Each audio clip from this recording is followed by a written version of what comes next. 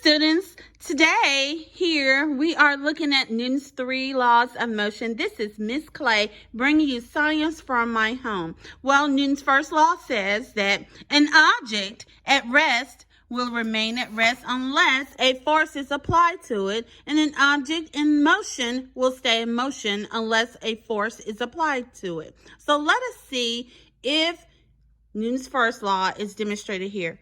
Are any of these 3 objects moving? No. However, in order for each of them to move, we will have to apply a force, and a force can be a push or a pull. It could be a lift.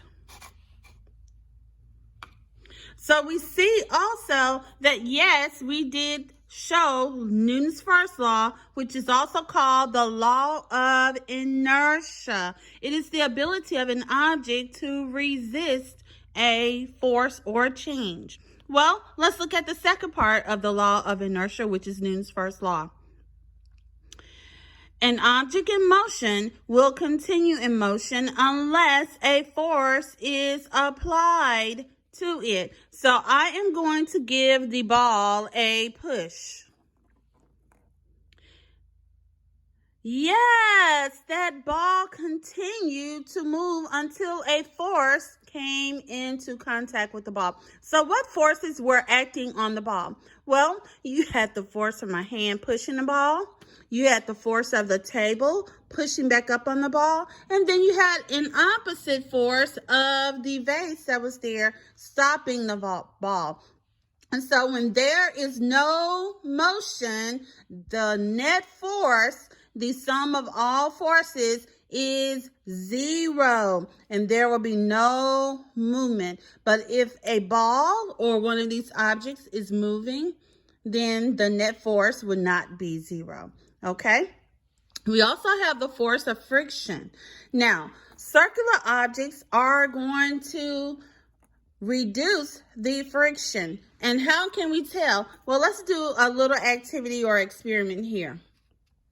We're going to apply the same force, which is mean blowing. So which of these objects do you think has a greater friction? Okay, well, you've chosen. Let's test it out. I'm going to gently blow with the same force on each of the objects. And the object which has the most friction will resist the movement. The object with the least amount of friction will move the farthest. Okay, let's try it here.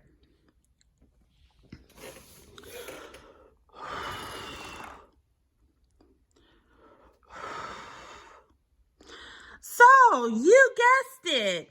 The circular disc here, which is flat, had the most friction and it resists motion. However, both the ball and the other long rod, which is actually curved on one side and sort of flat on the other, each of these had less friction because they were more mobile, but this had more friction. Very good. Now, remember, force equals mass times acceleration. That is which of Newton's laws? Yes, you got it. The second law. Force equals mass times acceleration. So each of these objects have a mass, and it takes enough force to overcome the mass and cause it to accelerate. Remember, acceleration can be a start, a stop, or a change in direction. So let's see which of these is going to have a greater mass as we apply a similar force. Now, this is not precise because we're not measuring the amount of force, but we can look at the distance it is traveling.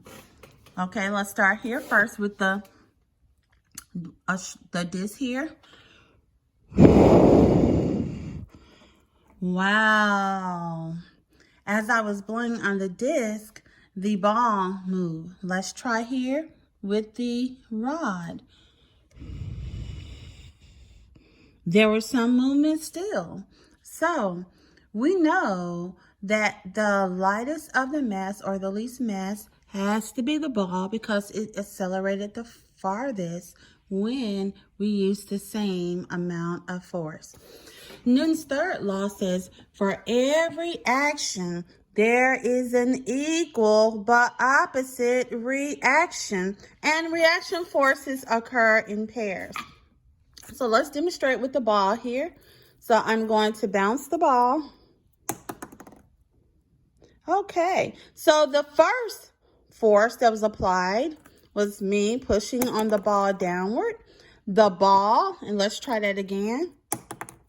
The ball pushed down on hit the table, and the table pushed back up. So we had reaction and action forces, and they are equal but opposite. I hope you enjoyed my little demonstration today on Newton's laws of motion. And yes, farewell, and I hope you have a great summer.